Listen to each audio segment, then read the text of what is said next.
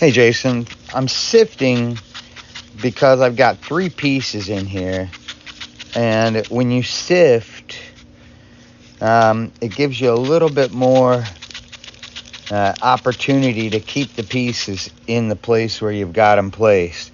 So because of the sand is softer here, where I need to really kind of make sure they stay in that same place. I don't want them to push too close against the mold. So we try to get it packed with the soft, really light and fluffy sand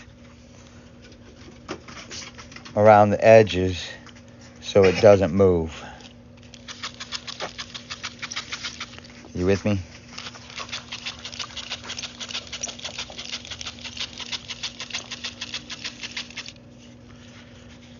This is a Granny's flour sifter from 1940s, I think. It's got a pad number on it. One day maybe I'll look it up. Oh, there's a piece of corn. Piece of corn in the sand. Okay, so that should be good enough to keep everything in place. Now we can take some more broken up sand and gently put that on the top again, so we don't want to move the pieces. Try to keep them right in that spot where they're at. And then we'll give this a little hammering.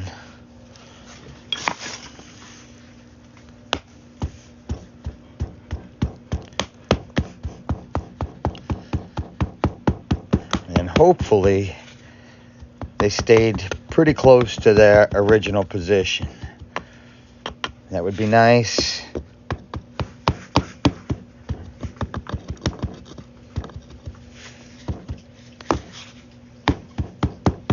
Nice tight pack on that. Look at that.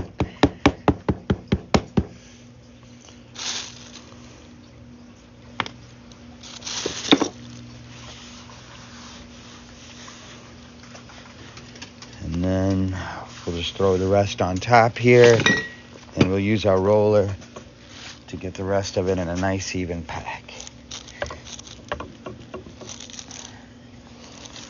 When you turn it over,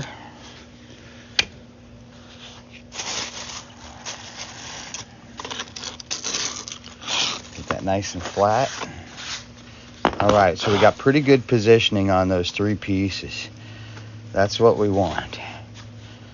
The next thing we got to do here is find our tool.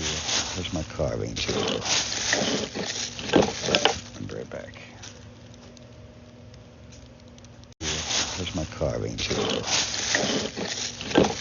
I'll be right back.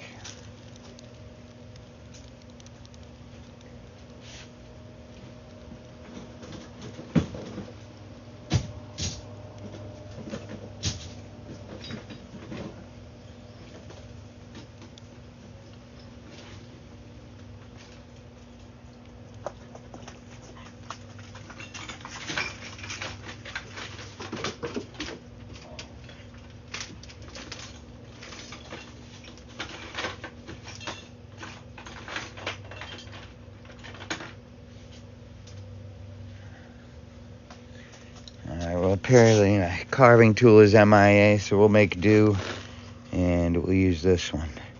We're just going to go around that edge.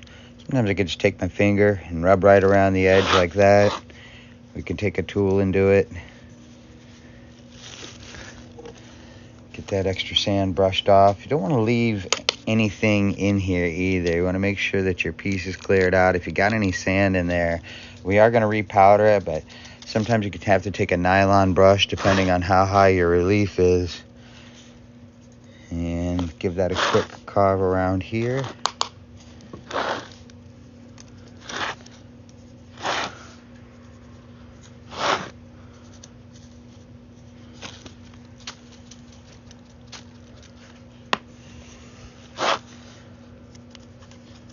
Same thing on this one.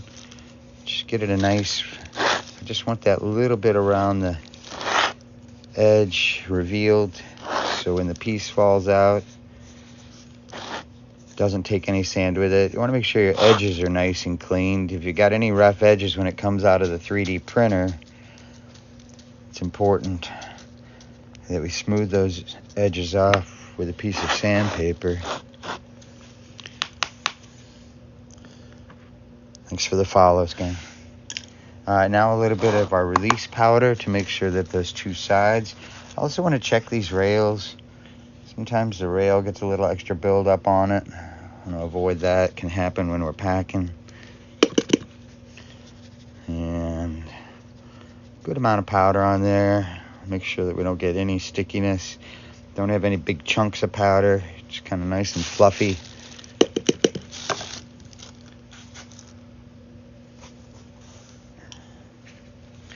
Take the other side of our mold here.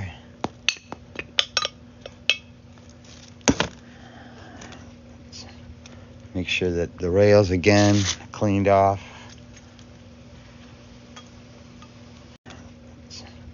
Make sure that the rails again cleaned off. We want those two pieces to go together nice and flush, so we don't want anything on those rails in between. Good. We're going to go ahead and sift this. Since we sifted the other side, let's just go ahead and sift.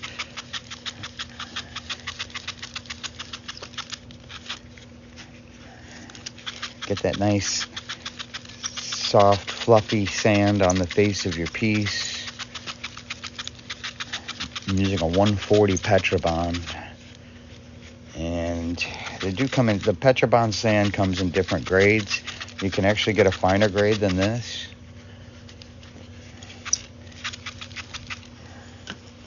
But I got a really good result, and I've worked a lot with the 140, and you can really get an incredible smooth finish with a little bit of work in your post-production and making sure you have a tight pack. Again, just push that right on the face of those.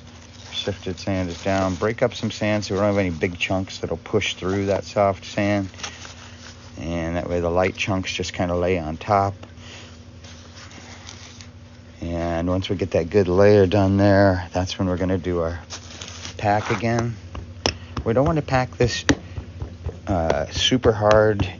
I don't want to push the other mold down. As long as you pack the bottom mold tight, you won't get any sinking. I call it sinking. So when you're hitting this piece, if you haven't packed this really tight, this is going to kind of get pushed down a little bit. It's not the end of the world if it happens, but you want to get an even pack on both sides. And our coins are up in the corner there, so we're going to use the bottom of the handle to just kind of get a little bit of an extra pack there.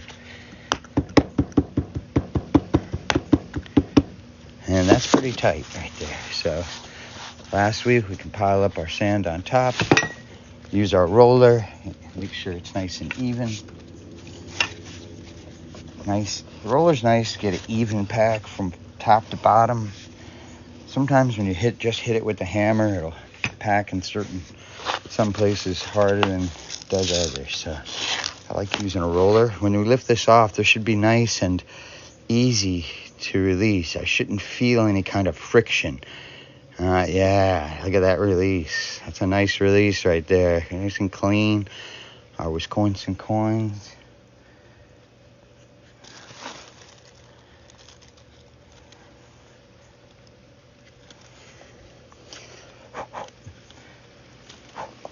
Appreciate the follows. Thanks for scrolling by. Today we're getting some mold making done. So if you're looking for a new hobby, or maybe looking for something different in your technique, a lot of folks scroll through here that are already pouring metals. We always appreciate taps, likes, and all that jazz. Hope you're having a relaxing good afternoon on this fine Tuesday. So I had to lose a little bit of get a different tool here. I lost my other tool. First thing I want to do is get a good middle area carved out. And because I'm not using the tool that I like to use, this is going to be a little bit more work. Brush as we go. And I want enough room in this area right here for the silver to flow down and in easily. So don't go too shallow on this sprue, even though we're going to go shallow right where it meets the coin rim, because we got about 3 millimeters to work with here. So what's important when we clear this, that we take just enough for it to flow in between those two sides of the rim. We've already cleared a little bit off the top rim, and you can see we've got the top rim on this side, okay? And we want to keep the bottom rim so we don't go all the way down, to clear off enough sand, just enough to reveal the side of the coin, but not reveal the rim. All right, it looks really thin, but your liquid silver or liquid molten metal will flow down into that mold. And that's why you don't want to go too shallow here, because we want it to get down to that point. It gets down to that point, you're good to go. Also, I don't want to make it too narrow. I got to make it a little bit more narrow because I've got these two pieces here. All right, and the best method for getting into these two pieces is to flow up from the bottom. So the silver goes down and it fills up the mold from the bottom to the top. So it has to go up into here like that. So instead of pouring down into it, we're letting it fill up. And since I've started using these methods for multi-coin pours, every single one has come out, all three coins, perfect. So took a long time for me to figure that out.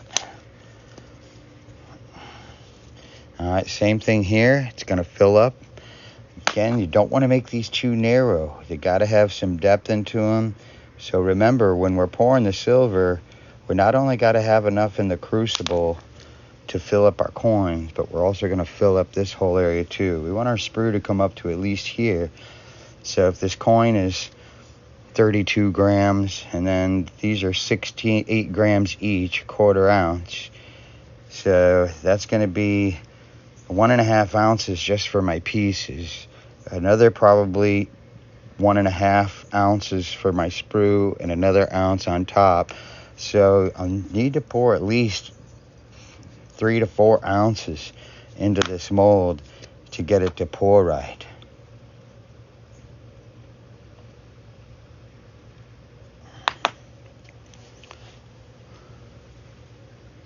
Thank you guys for scrolling by. I hope you're doing good in the chat there. I'm not really in the chat too much here, trying to just focus on getting a good mold made, showing some technique here. Thanks for tapping the screen, and thanks for the follows. All right, again here, we've left enough on the top of the rim on our back side. See that little bit of a hump there? We don't want to let that hump block that silver, so we're making sure that this is deep enough cut to where you got room for the hump and enough to flow into here. I'm also going to keep these with a little bit of width,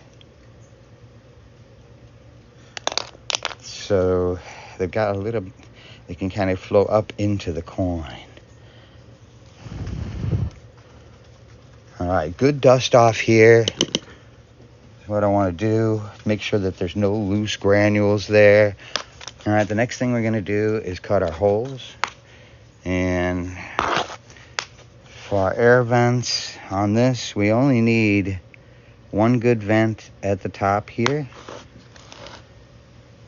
So we left just enough room to be able to poke our toothpick right through there. All right. Could also do one here. Wouldn't hurt. All right. And on our coin, I'm going to do 1, 2, 3, 4, 5, 6, 7, 8, 9. Get those dusted out. All right. Going to give them one more pass. One more pass here, and let's go ahead and use this tool. I'm going to put this down in here. that out just like that. And then lastly, as soon as we get these carved out, we'll take our brush and make sure that there's a little bit of a piece showing right there. We want that little bit of the piece showing there, so sometimes you just got to take that brush, get in that groove, dust it out. That's the main thing I'm looking for right now. I don't necessarily have to do another pass. If I did a good job on the first one, I can just kind of get that cut out there, and then that should brush out nicely. All right, now we are going to put, once we get our pieces out, we are going to put our two sides of our mold together. Make sure that none of our air holes get closed up. When we do that, those look pretty good. I think I can go with that one. Just give this one a little extra clean out. Now with our toothpick, we're going to go right into that spot right there. Feel it with the tip of my finger right here. And when I feel that little tip, I go ahead and I pull right back out, dust it out. That way we don't have much silver escaping. I always hold it up to the light to make sure that I can see the light coming through the hole. We're going to do the same thing on this one. I feel it with my finger. And just a little pinhole from the tip of that toothpick coming through there. We just want that gases to escape. We want the air to flow freely, so all of the fine detail in your design comes out cleanly in your pour, and you create a masterpiece every time. Get those poked in there, just a few more to go, and we're going to do get our pieces to come out. We'll show you how we do that. Appreciate you guys joining us today for this mold making session. I'll be in and out today because I'm recording some videos for mold making for some friends. So enjoy your scroll. One last little dust out after I poke those holes. Make sure there's no little walls. Sometimes when you push your toothpick in, it can kick up a little sand and create a little wall. Sometimes you just want to go ahead and make sure that that's free and clear, so it's got nothing blocking it. Make sure you don't have any debris falling into your hole. We're going to hold it up to the light one more time into that sunlight. Make sure I see a little bit of light. If any debris falling into your hole, we're going to hold it up to the light one more time into that sunlight. Make sure I see a little bit of light. And if you didn't poke your toothpick perfectly straight, sometimes you got to angle it a little bit up in the sunlight to make sure. And you don't want to lay it back down again because you're just going to plug all of your holes. So we're going to keep it upright like this. Hold it with our hands so we don't block any of the holes coming through the back. I'm going to give these a couple little taps. And taps with something weighty, a rubber mallet, or I'm using the end of my cutting tool here. And just giving it some gentle taps to displace the sand around the edges. And you might see a little bit of movement on the coin. That's okay. And a couple little taps. Nice and easy release on that. Notice I'm not have to hit this hard. I don't hit it going this way. I hit it going this way.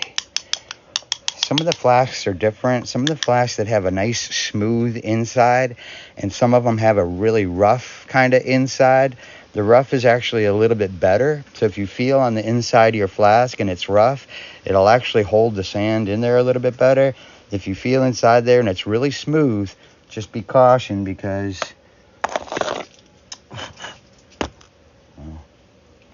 almost messed up my mold swinging my knife around. That was a close one. Okay. All right, and then let's get these other ones out. So yeah, you don't want that sand to move or shift inside of there. There's another one that just came out nicely, and we can get that other one. Sometimes you just want to tap it on all sides, and we can start to see it coming out, and there it goes. So nice easy release. The last thing I'm going to look at is to make sure that my holes got carved out that I don't have any wall blocking there. So sometimes I'll just use the tool to knock out a little bit of the edge. Sometimes the brush will do the job if the wall is really thin. We're going to give it a gentle dry blow to make sure there's no loose particles in the inside of our mold. And I've got a nice vent there already. But again, take that brush and just knock that little bit of extra out. I will hold it up to the light again just to make sure that I didn't block any holes in this process, because sometimes you kick a little bit of sand back towards the hole. That can happen. Hold it up to the light in this process, because sometimes you kick a little bit of sand back towards the hole. That can happen. Hold it up to the light. Looks like we're clear. And ideally, we don't want to have to re-poke holes, but since we already did while the piece was in there, the sand's not going to shift. So if I didn't mention it before, I like to poke the holes while the piece is in the sand, because if you take your pieces out, when you poke something in there, the sand can shift and mess up your mold. So,